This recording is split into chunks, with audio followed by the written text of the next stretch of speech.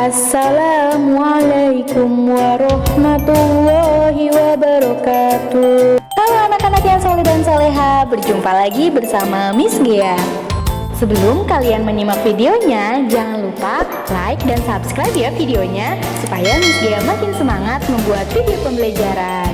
Di video pembelajaran kali ini, kita akan belajar tematik di tema 2, subtema 4, pembelajaran 2, dan pembelajaran 3. Kita simak bersama-sama yuk videonya. Selamat menyaksikan. Materi yang akan kita pelajari hari ini yang pertama, bermain peran wawancara tentang cara merawat hewan. Yang kedua, menceritakan peran individu dalam keluarga. Yang ketiga, membuat prakarya dengan teknik potong. Yang keempat, membuat gambar yang menyatakan nilai pecahan. Baiklah, kali ini kita akan menyimak teks wawancara antara Melanie dan teman-teman. Melanie sangat senang karya mozaiknya yang bertema kucing ternyata menjadi mozaik terbaik. Karya Melanie tersebut dipasang di majalah dinding kelas. Teman-temannya banyak yang bertanya, mengapa ia memilih tema kucing? Mengapa kamu membuat mozaik kucing? Iya, karena aku suka kucing. Berarti di rumah kamu punya kucing peliharaan ya? Benar, aku memelihara kucing ras dan kucing domestik. Bagaimana kamu memberi makanan kucingmu? Aku biasa menggunakan makanan kering atau sering disebut dry food. Makanan itu bisa dibeli di pet shop. Pet shop itu apa? Pet shop itu toko yang menjual kebutuhan hewan peliharaan. Oh iya, nanti siang aku mau ke pet shop membeli makanan kucing. Apakah kamu mau ikut? Mau. Nanti siang aku izin ibuku dulu ya. Baiklah. Saat di pet shop, Melanie bertanya kepada penjaga toko tentang cara merawat kucing agar tetap bersih dan sehat. Saya mau membeli makanan untuk kucing. Kucingnya jenis apa? Anggora dan domestik. Biasanya diberi makan apa? Selama ini saya beli makanan kering merek Kriuk, tapi kok malah diare? Oh, itu artinya makanannya tidak cocok. Coba ganti merek Yummy. Baik, saya beli 1 kilogram saja. Apakah kucing Anggora boleh makan ikan asin? Sebaiknya jangan. Kucing ras seperti Anggora dan Persia bulunya bisa rusak jika makan ikan asin. Tetapi kalau mau diberi ikan, sebaiknya diberi ikan olahan. Kalau bulunya rontok, bagaimana cara mengobatinya? Bulu rontok bisa disebabkan karena makanan tidak cocok, tetapi juga bisa karena penyakit. Jika karena makanan tidak cocok, maka caranya adalah dengan mengganti makanannya. Jika karena penyakit, bisa disembuhkan dengan obat. Apa saja yang harus diperhatikan untuk kesehatan kucing? Banyak, selain makanannya, juga harus diperhatikan kebersihan kandangnya, kebersihan tempat pup kucingnya. Apakah kucing harus selalu di kandang?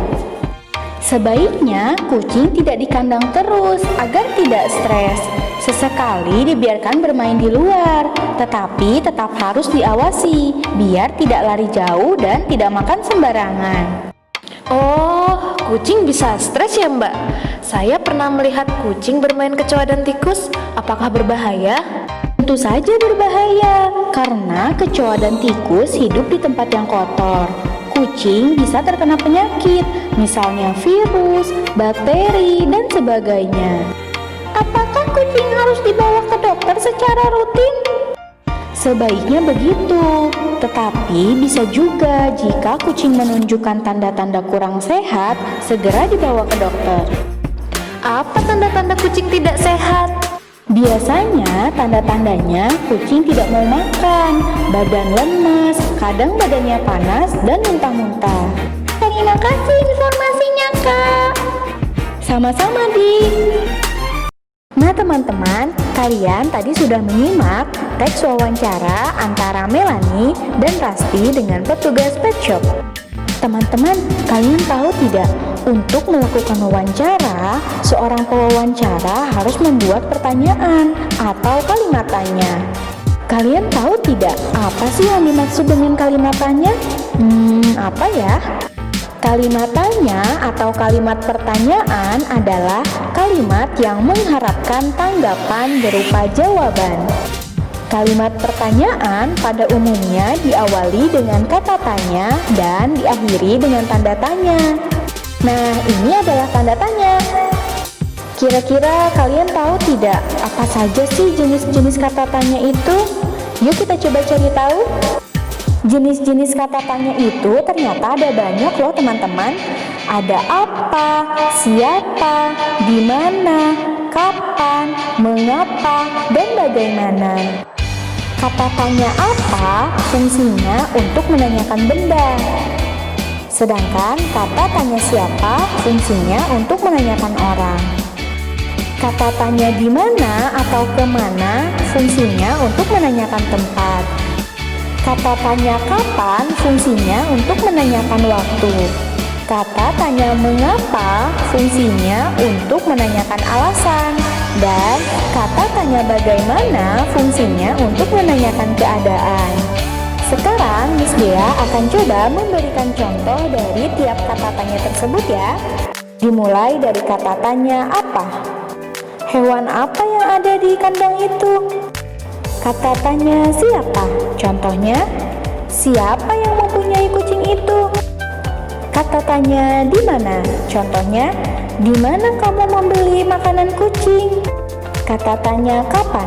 Contohnya, kapan kamu membeli makanan kucingnya? Kata tanya mengapa?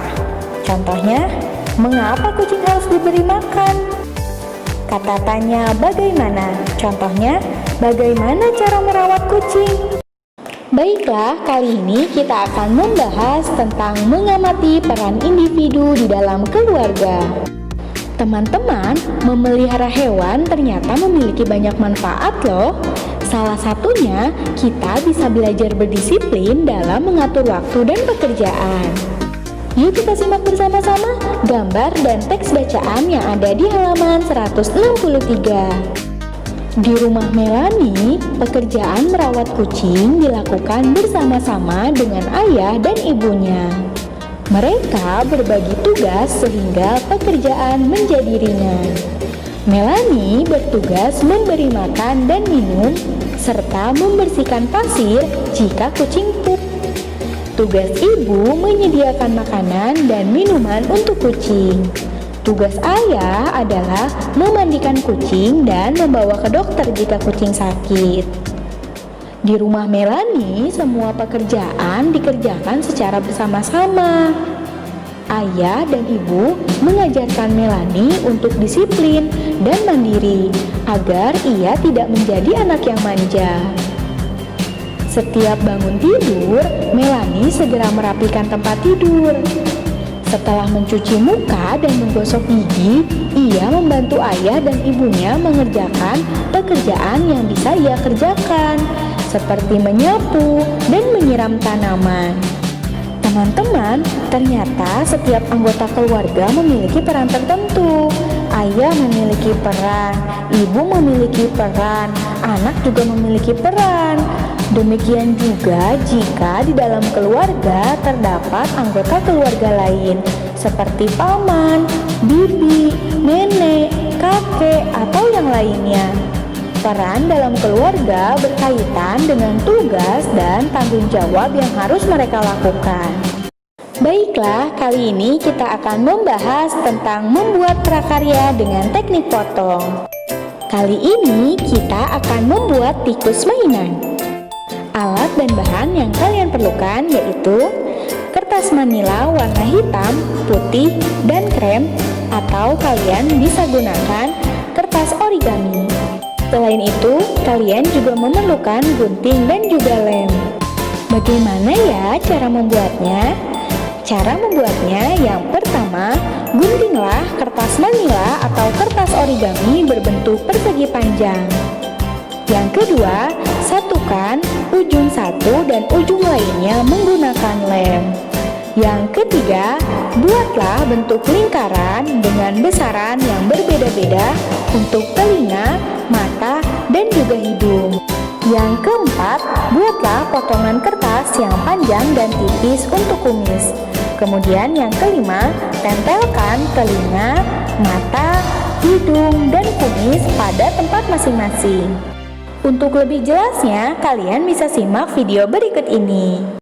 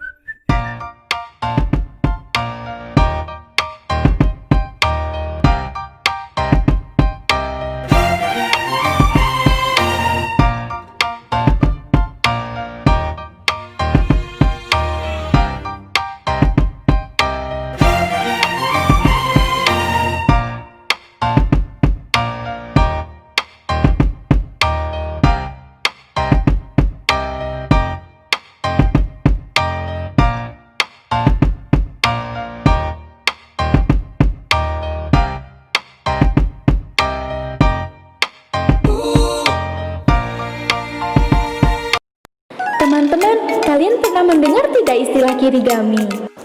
Kirigami adalah seni menggunting kertas yang berasal dari Jepang. Kirigami sudah ada sejak zaman dahulu, meskipun namanya tidak sepopuler origami atau seni melipat kertas. Nah teman-teman, untuk membuat kirigami, bahan dan alat yang digunakan yaitu kertas, gunting, cutter, dan juga lem. Baiklah, kali ini kita akan membahas tentang menentukan bilangan pecahan dengan gambar. Kali ini, Ibu akan membuat kue pizza. Pizza adalah kue kesukaan Melanie. Ibu membagi pizza itu menjadi beberapa potong. Coba kalian perhatikan gambar kue pizza berikut. Kira-kira Ibu memotong pizza ini menjadi berapa potong ya? Yap, betul sekali. Ibu memotong kue pizza ini menjadi 8 potong sama besar. Satu pizza ini dibagi menjadi 8 bagian. Dalam lambang pecahan ditulis dengan 1/8. Nah teman-teman, ini adalah gambar ilustrasi pecahan dari 1/8. Teman-teman, kalian masih ingat tidak yang mana yang disebut pembilang dan mana yang disebut dengan penyebut? Yuk kita coba bahas lagi. Nah, di sini ada pecahan 1/8. Angka 1 ini disebut dengan apa ya? Dengan pembilang. Nah, sedangkan angka 8 atau yang di bawahnya itu disebut dengan penyebut.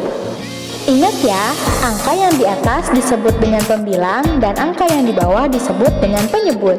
Jadi, cara membacanya pembilang per penyebut, yaitu 1/8. Sekarang kita coba latihan yuk. Di sini Miss Gea punya contoh soal pecahan 1/6. Coba kalian tentukan angka pembilangnya angka berapa ya? Ya, betul sekali. Pembilangnya yaitu angka 1. Kemudian penyebutnya angka berapa ya? Penyebutnya adalah angka 6. Betul sekali. Nah, sekarang cara membacanya bagaimana ya? Cara membacanya yaitu 1/6. Oke, sekarang Miss Gia punya gambar ilustrasi pecahan. Coba kalian tentukan berapa ya nilai pecahannya? Langkah yang pertama, kalian perhatikan dulu gambarnya. Di sini ada gambar persegi panjang dibagi menjadi beberapa bagian. Coba kalian hitung persegi panjang tersebut dibagi menjadi berapa bagian ya? 1, 2, 3, 4, 5. Dibagi menjadi 5 bagian. Coba kalian perhatikan, ada beberapa bagian yang diberi warna hijau. Ada berapa bagian yang diberi warna hijau? Ya, betul sekali, ada 2 bagian. Nah, cara menentukan pecahannya bisa kita lihat dari sini. Karena bagian yang diberi warnanya itu ada 2, berarti kita akan tulis 2 per berapa ya? Coba kalian hitung jumlah bagian seluruhnya. Jumlah bagian seluruhnya ada 5. Kalian tulis 5. Berarti nilai pecahannya yaitu 2/5. Mudah kan teman-teman? Insya Allah anak-anak hebat pasti bisa.